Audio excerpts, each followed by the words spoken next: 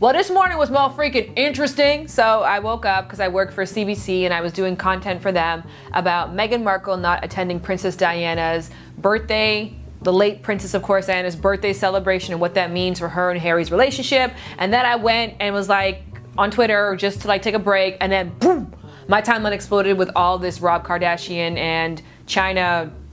What's her last name? Blac Chyna? Is her last name Chyna then? I'm confused. But nonetheless, I really wanted to do a response video to this because, again, I think that this pop culture phenomenon and this moment in pop culture history, because that's where we're at in 2017, is a teachable moment for both sides. So I want to talk to the Rob Kardashians out there, and I want to talk to the Blac Chynas.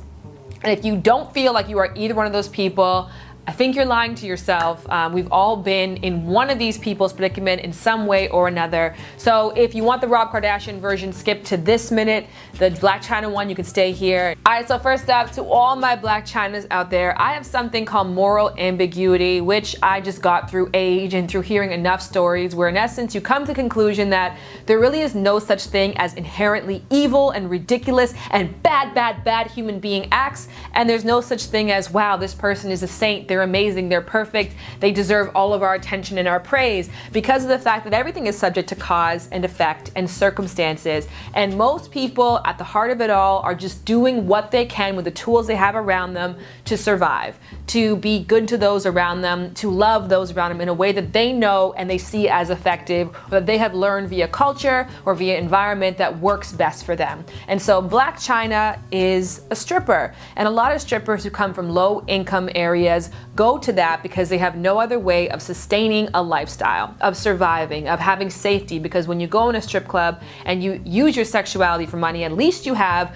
the security guards around you to protect you. So if you learn at a very young age that your sexuality is the only commodity that you have, you don't see your brain as a commodity, you don't see your family as a way to leverage yourself in success, you don't see that there's any kind of, athletic dreams for you. So the only way that you see yourself being able to maintain a lifestyle in the world that you live in is through sexuality, because that's how you get attention. That's what you can see there is a demand for, because we exist in supply and demand. So she's a stripper, and here is a stripper's essential cycle. A stripper detaches sexuality from emotion, and then they go into an environment where they exaggerate sexuality and they exaggerate the emotions that go with it. They continue on this dance until they're able to turn a profit. Then they try to upsell their client as much as possible. When they realize their client is tapped out and doesn't want to buy anymore, they then move on to the next. But here's a really useful tool for a stripper as well too. It's sperm competition. Now, when you've had a man who has spent a lot of money on you but has stopped at a certain point, but he exists in the vicinity, by throwing yourself at other men or giving other men attention, you then ignite a jealousy in him, and he is likely to come back and spend more on you, which is why for many strippers, repeat customers are actually how they make the majority of their income. So this cycle that she has utilized to make a way for herself at a very young age is what brought her into her next phase of her life, which is dating a rapper and going into the media limelight. Now, when she first began, she was just sort of the add-on girl who, again, had these exaggerated sexual features that got everyone's attention. Once again, doing the same thing she did in the strip club, exaggerating sexuality to get attention. And if you kind of look at her, all she's really done is get better at that process, get better at that repetition. And I think a lot of us can really relate to this. I know for me, for example, especially at a young age, I definitely, because of the fact of where I grew up and what I surrounded myself with and the kind of people that I surrounded myself with, the kind of music and movies that I watched, I definitely saw my sexuality as a commodity, not for money or for personal gain, because I grew up in the suburbs, so that wasn't really like a high priority for me, but it was definitely a way for me to get attention. It was definitely a way for me to get intimacy. And so I use sex in that regard to get close to people. And if you guys want to raise an eyebrow right now, I'll go through my email and let you know that a lot of you are going through this exact same thing. And this isn't to shame a woman, because that is a part of the culture that we live in. That is a part of the world that we live in that puts a very high premium on this and tells a woman this very confusing message that she should save her sexuality to be good, but in order to be valued, she has to give it away, share it, and exaggerate it. So I definitely went through that phase where I absolutely found myself in that cycle of selling my body in return for attention or in return for someone's time. My first time having sex, as a matter of fact, I don't really remember much else other than thinking this guy is so good looking, I should have sex with him. That in my mind, the payoff for getting the time and attention of somebody who I found very attractive was to trade my body in exchange for that. And I can kind of see Blac Chyna doing the exact same thing, where now she's at this certain rank, and if there is turmoil in her relationship, she uses sperm competition to get her way. She uses her body in order to get attention, to sell. And no longer she's doing it at the strip club, but she's doing it on Instagram. And there's millions of you guys who buy into it, who tip her every single time that you press that like button. And that isn't her fault. She is just a product of her environment, and if you have ever pressed liked or clicked a story, hello, myself included, then you are one of the people who are sustaining the business. You are in essence attending the strip club. So to shame the strippers while you paid your cover charge is really ridiculous and ass backwards. That's a funny word to mess up. It's ass backwards. So if you want, and you are a Blac Chyna out there, to make a difference for yourself, change your stimuli. Change what it is that you look at on a daily basis. Change what you put into or feed into your psyche.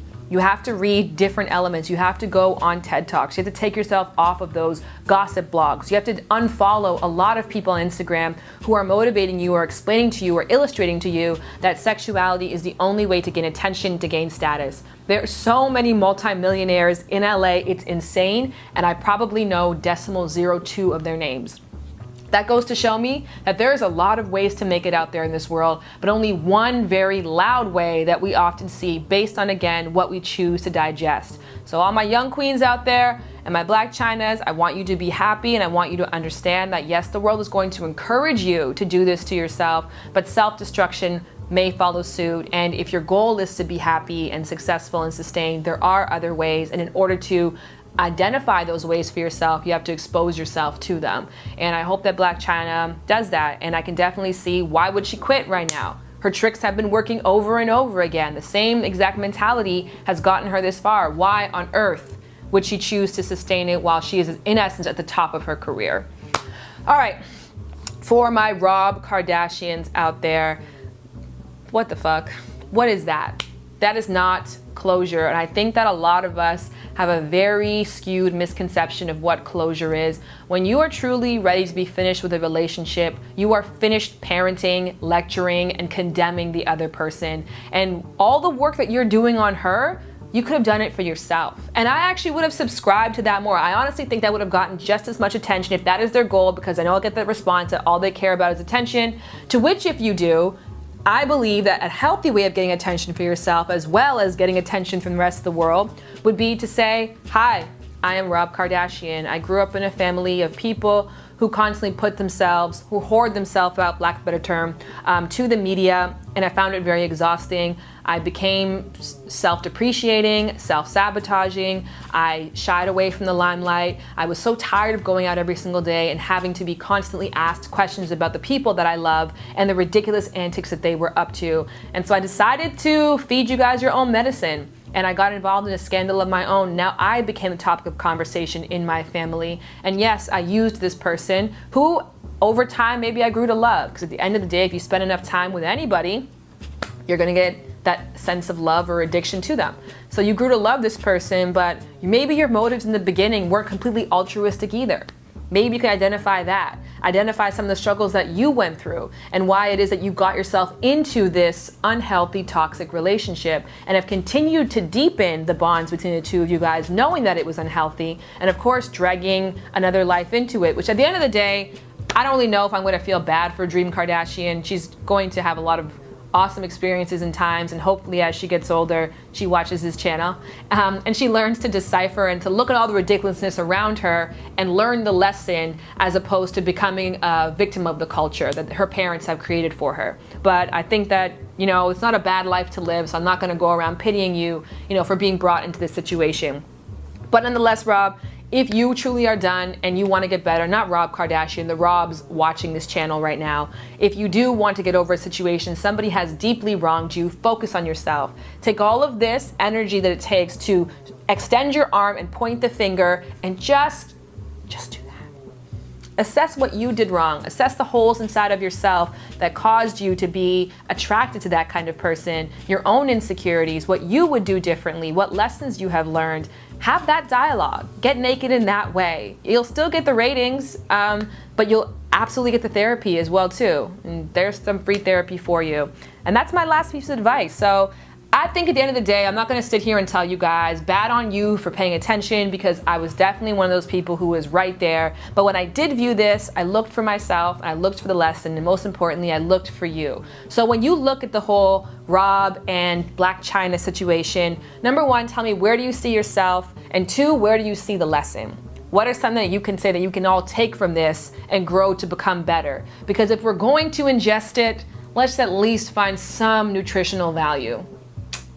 And between me and you, Rob, I know you got paid way more than $250,000 to release this story. I know. That's all I want to say. I know, Rob.